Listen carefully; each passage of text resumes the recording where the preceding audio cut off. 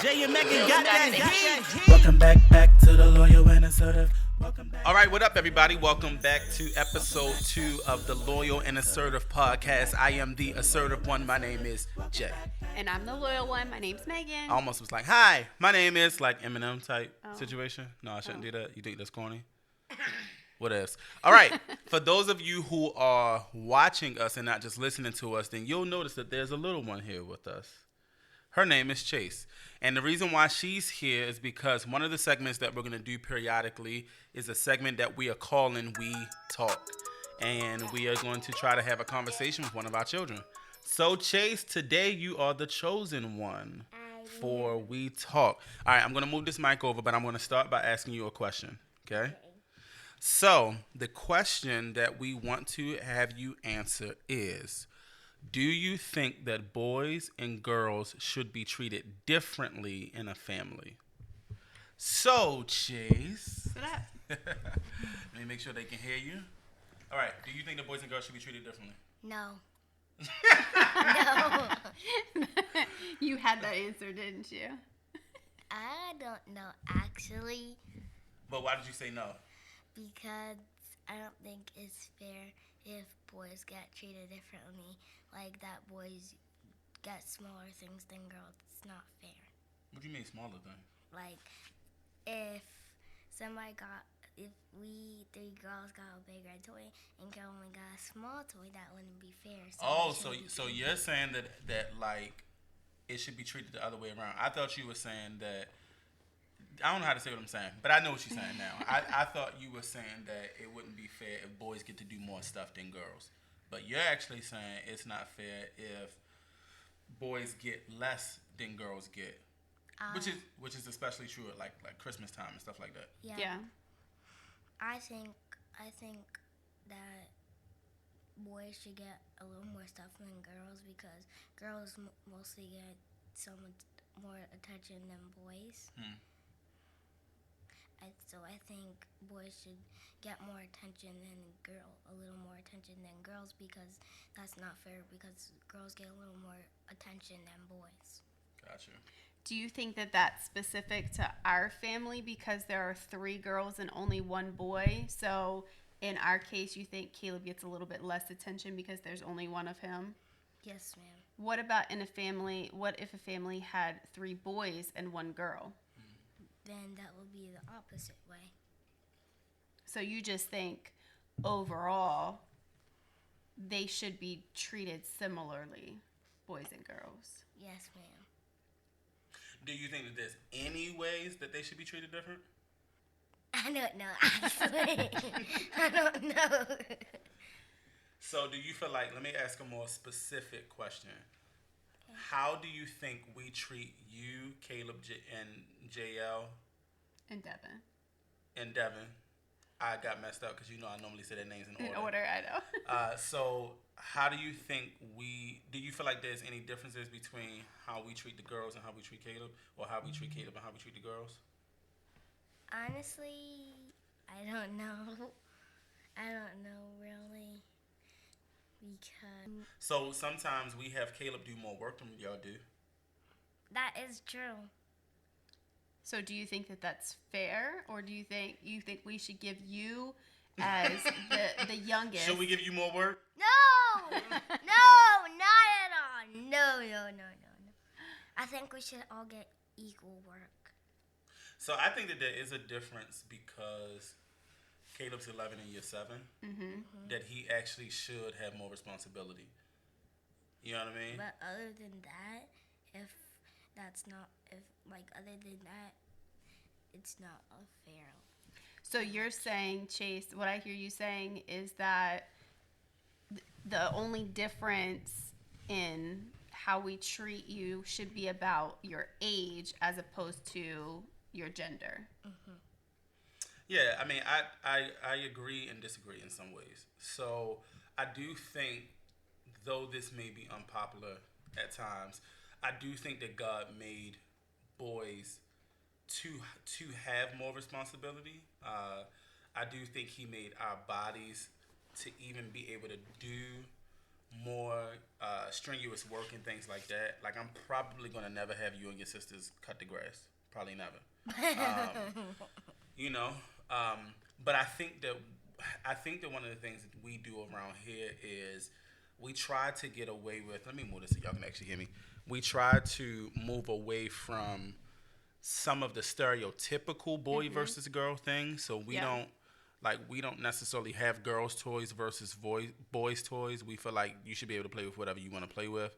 And that doesn't have anything to do with your masculinity or your femininity. You just like a toy.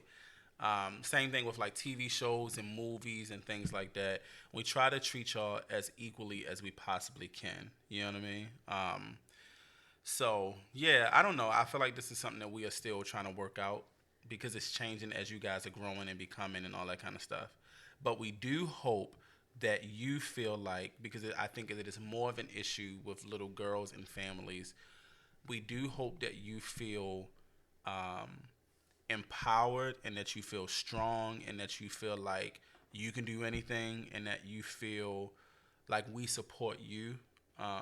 Not just to do the quote unquote girly girl things, because that's not who you are. Because y'all, Chase fussed me out, man. When it was time to do school shopping, Chase was like, you're just picking all the stuff that you want me to wear, not the stuff that I like. Ain't that what you said? Tell him. Yes. So Chase likes to wear different clothes. She doesn't always like a lot of frilly. I'm not even gonna say girly because I think that that's the wrong attribute to assign to that. Yeah. Chase likes clothes and this ease of More comfort. sporty. Yeah. And not a whole lot of like skirts and shiny things and all the stuff. Her older sister does like that stuff, and so that's cool. So Chase had an issue with that, but we do try our best to try to treat y'all, fairly. So. Yeah, I think the goal is to not dependent on whether they're a girl or a boy, but who they are personally, what their strengths are, what their weaknesses are, and that's what we try to do with you guys. Yeah. Well, thank you, Chase. Say bye to the people. Bye. All right. So, get up and get out. What? You have to go. No. We love you. Bye. I was excited to get into this topic. We're going to move on to trending topics next. Here is the heading for this thing. Climate protesters throw soup on Van Gogh's sunflowers painting in London. Yeah. Okay, I'm going to put the picture up for those who are watching us do this. But this is crazy to me. So the long and short of it is these people who are protesting to stop using oil and gas in Britain, they decided to do a protest. This protest is happening in this art gallery, and they're throwing cans of tomato soup on Van Gogh's sunflower paintings. Yes.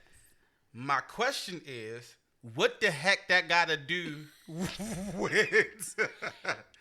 what that got to do with gas and oil? That makes zero sense. This is the part that took me out. So they dump 2 cans of tomato soup over the oil painting. Then it says the 2 protesters also glued themselves to the gallery wall. And they glued themselves to the wall. We should note that this is not a one-time thing. Oh, wait. Apparently, this group targets museums and galleries, and other people have also used the glue method as well. But what did Van Gogh do? He ain't got nothing to do with this. That was my question. Like, what is the relevance? I'm not going to speak to. I understand they're an environmentalist group. They're concerned about the climate. Sure. They're pushing back on England because England has said like they're taking steps to protect the environment, and then they're about to drill.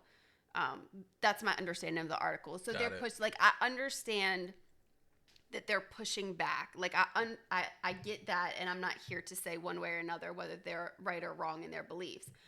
I just didn't understand the relevance to the museums and art galleries. It makes zero sense in my head. Painting. I don't. I get it. So the article goes on to say that they're drawing attention. So Because I think that is the point Yeah. of a protest. The point of a protest is to make people pay attention. And I guess they've done it because we're sitting here talking about it. So,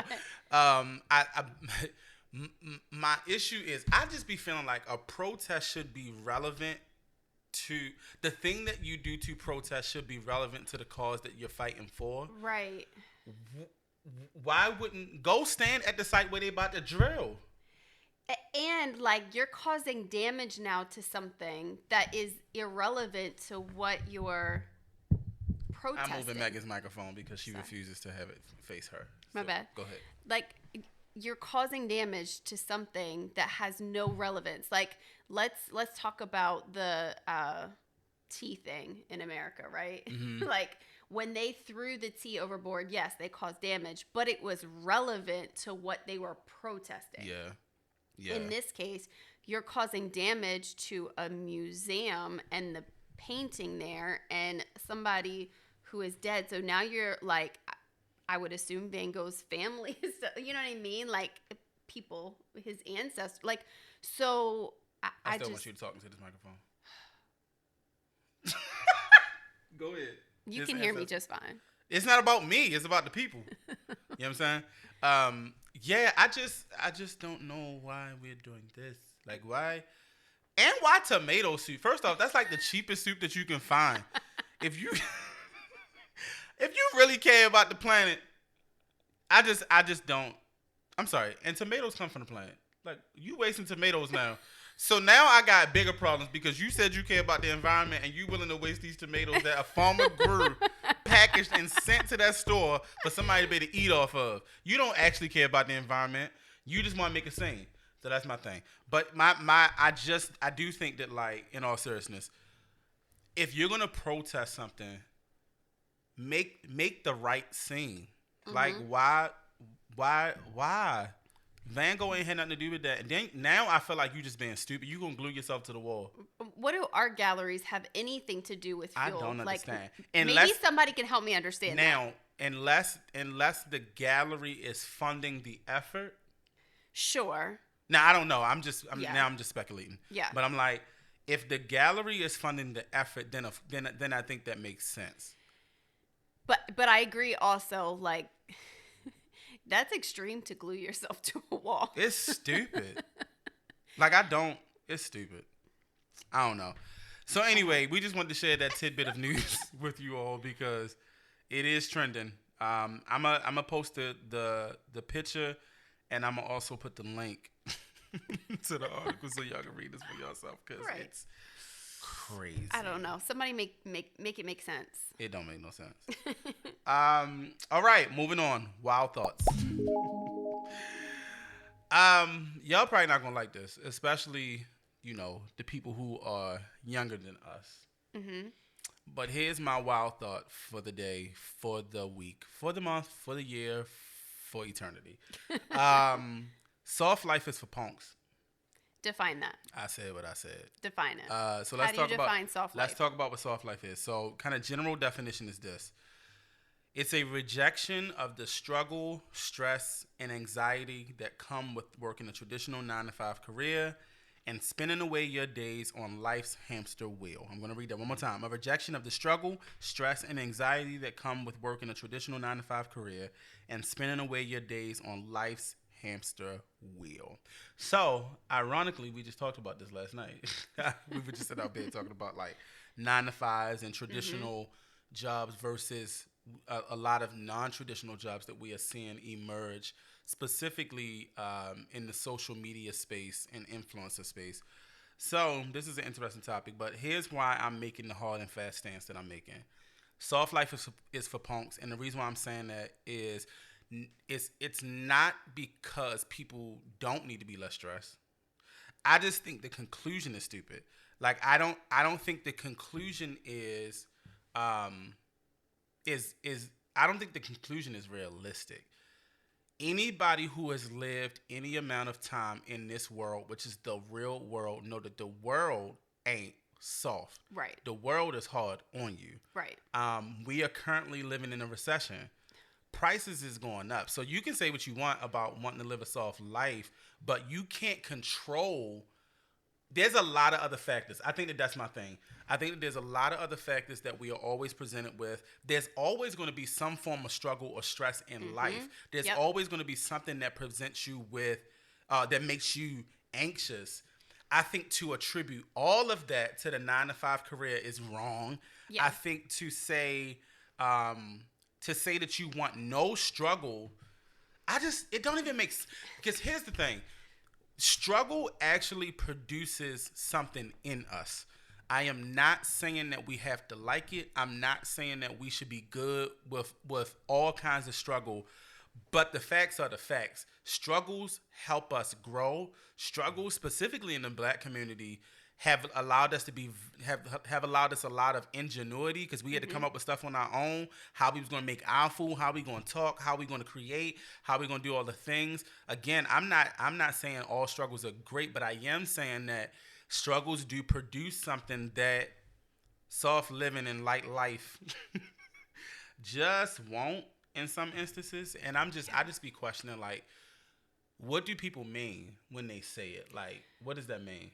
I guess also I would have to ask, does anybody have a soft life?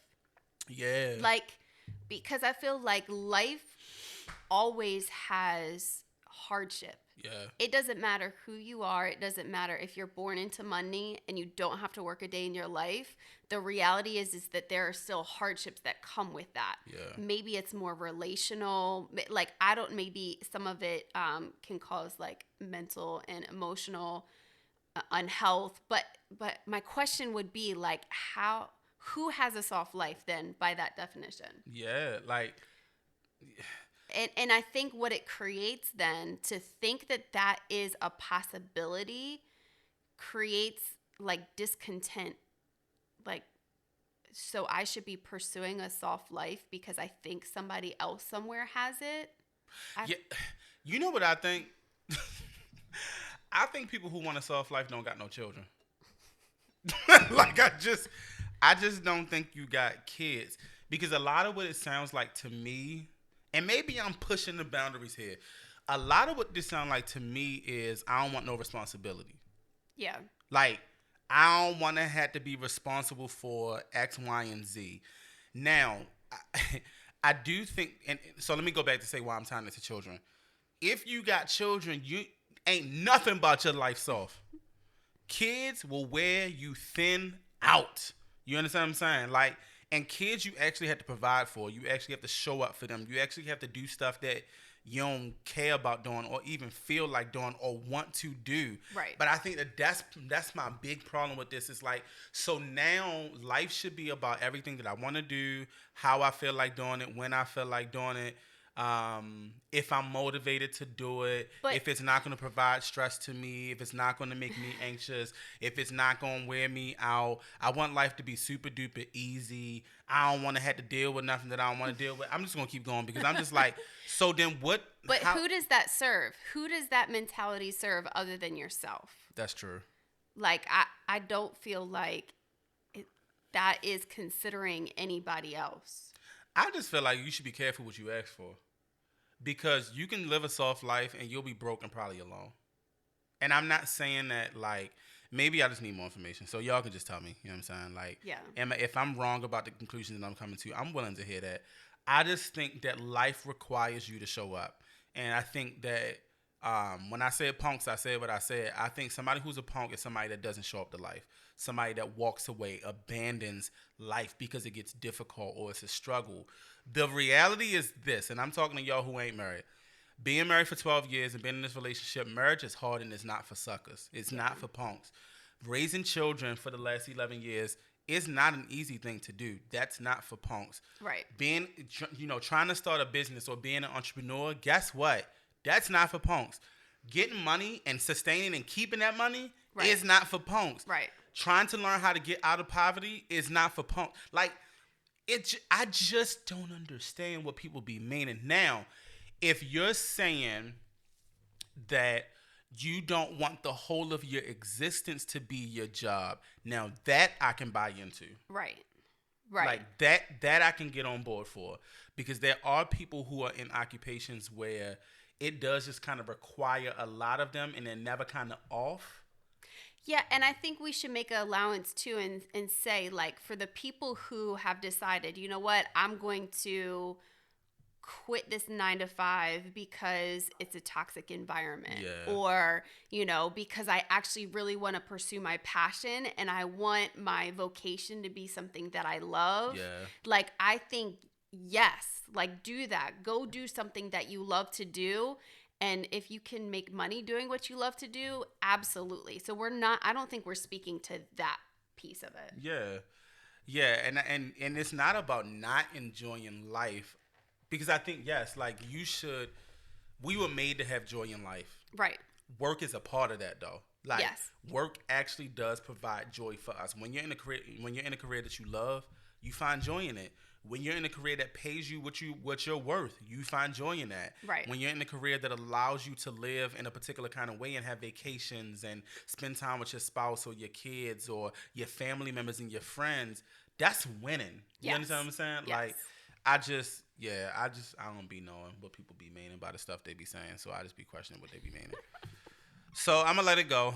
I still feel like soft life is for punks. Y'all can hate me later. It's cool. I'm actually good with it.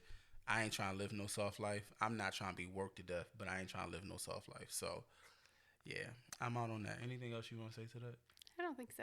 All right. Moving on. Moving on. So, we didn't deal with this one the last time, but I told y'all that we want to talk about our wellness journey. We're going to call this segment Live Well. I was going to add something else to it, but it was inappropriate. So, live well. Here's my question. Mm-hmm. Why is working out so hard? And why do these fitness influencers be trying to make it look so easy, yo? Like, I ain't gonna lie to y'all. I nearly died yesterday. Or was that the day before yesterday? That was the day before yesterday. Day before yesterday, I almost died. Now, I have asthma, and I'm fat, and I'm trying to get my body together because we about to go to Cancun for 7 days, and I ain't trying to be out there looking like a black beach whale. I am trying to get it together. Nevertheless, I follow a lot of dudes on Instagram and YouTube who are fitness people and all this stuff, and they be making everything look so easy. And I nearly died in my garage, yo. Like, nobody know. I could have been deceased, and I could have been deceased, and Megan would have never found me. I'd have been down there. I was wheezing so hard. I do have asthma. I think I said that. I was wheezing so hard. I tried to do this high intensity interval exercise that I have not done. It's probably been 3 years. I think so, yeah. And I nearly died, but I just be wanting to know, like, why is it so hard, yo? So my gripe with influencers and fitness people isn't necessarily that they make it look too easy, because I think that there are people, like, you can see that they're, you know, out of breath, all of those things. I think my issue is that they make it seem like it should be fun. Nah, that part. Like, this is not Yeah. fun. Yeah, I don't know, yo. Have y'all not heard? fun. Have y'all heard people to be like, I don't know. What's the saying? They be like, I love, like, I used to hate it, and now I love to exercise. My brain can't wrap around that. Like, it's hard. Like, how? Like, I can understand, like, it becomes a part of my routine. Sure. So, like, but to think, like, I do this for fun. I've heard people say that. Like, I work out for fun. I don't understand. That make me want to cry. That's what it make me want to do. Maybe we're just really weak. I eat for fun. Yeah. No, that's what I do for fun. I eat for fun. Yes. Eating has never been hard. It's always been easy. I love eating. I just don't. Yeah, man. Like, I don't enjoy. So those of you who are listening to the audio, the camera just died. The camera died. We're still on Nevertheless, audio. we're still here. So I'm going to go change out the camera battery, and we'll be right back. All right. Those of you who are watching on video, we are back. All right. So, yeah, we was talking about these fitness instructors. Yeah, it's just difficult. That's the moral to the story for me. Yeah. It isn't that we aren't going to do it. It's just hard. Now, what I was getting to was that me and Megan have been trying to walk an hour a day, 5 days a week. We've done pretty terrible the last 2 weeks, but life has gotten busy. Nevertheless, I don't know that I would say the exercise of it all is enjoyable. I think we have been enjoying spending time together while doing it. Yes. Yes. But the exercise itself, I don't need it. That's the conclusion that I arrived at. But in a couple weeks when I get to Cancun, I'm gonna be real mad if, you know what I'm saying, like, I don't be looking like how I be wanting to look. I have very unrealistic expectations of what I should look like in a couple weeks, but that's not what we're talking about right now. We're talking about the fact that exercise sucks and we're trying to live well. So, I don't know. What do y'all be doing, though, to exercise? And how do you feel about it? And, like, is it fun for you? And maybe we should, like, break it out just a little bit, because I actually don't mind cardio as much as strength training. And like, I despise cardio. Let me not lie and act like I like strength training too. I don't like any of it. I'm just, if I could never Megan lift is weights, weak. if I could never lift weights, I would be fine. Yep, she I ain't would lying. be fine. I can push past and walk. Listen, my knees are getting old, so I don't run anymore. I used to run. So I can walk. I can do all of that. And I don't mind it. Like, I don't go on a walk and hate every step of the way. So I will say that. I wouldn't say that I do it for fun. I think it's walking? Yeah, I think it's more, to me, I find more like it to be more therapeutic. Why you laugh? I just don't. I go to therapy for therapy. Like, I don't exercise to be therapized. You know what I'm saying? Therapized. No, I mean, like, you don't think, and let me actually specify even more, because I don't like indoor cardio. Yeah, I know. Please don't ever put me on a treadmill. Yeah, you hate that. I hate it. It's so boring. But outside walking, I actually really do enjoy that. Yeah. I mean, there is stuff to look at. So, all right, let me say this. Let me add a little caveat. I do enjoy being in nature. With some caveats on that. I don't like the heat. We'll talk about that later, because we are going to Cancun. It's a whole other story. But I don't prefer the heat, but I do like looking at nature. I like watching the trees and the little creatures running around and all the stuff. But I feel like I can still do that sitting still. I don't need to be moving to do that. Anyway, we are trying. We hope in a year, when you're watching this podcast, we look different. We hope in a year when you're listening to this podcast, we sound different because our bodies look different. You know what I'm saying? We're not breathing so heavy.